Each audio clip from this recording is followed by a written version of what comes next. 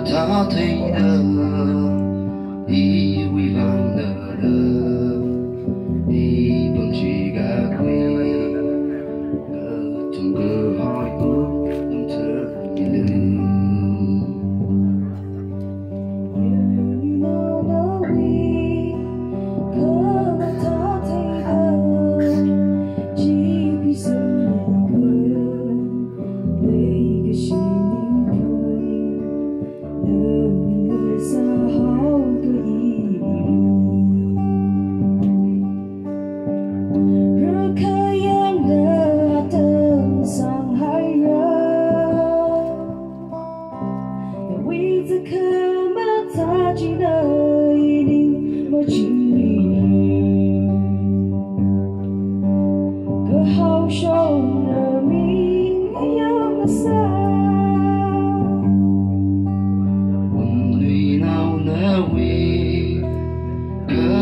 ta thấy đờ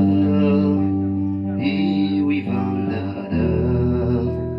đi bằng chỉ gà quê trong cửa hỏi ước từng thơ mi lưng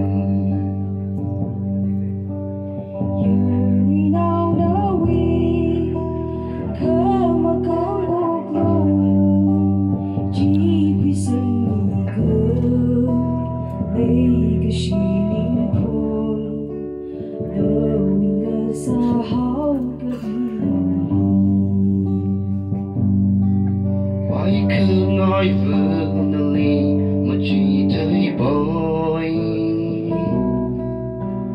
Vì ước ưng hi nơ nâng ly ngỡ chính ngỡ khao phong chung Hít ra phơ lòng lá khơ mơ hồ vương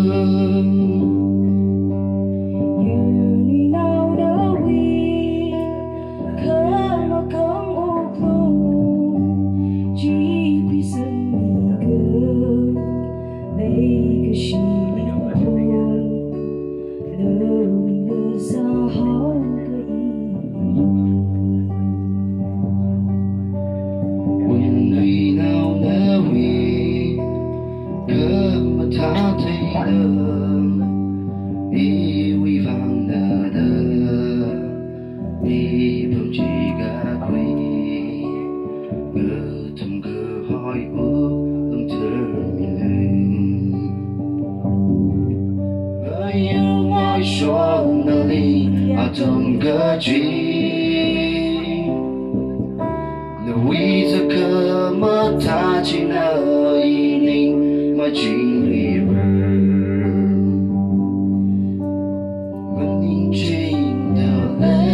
in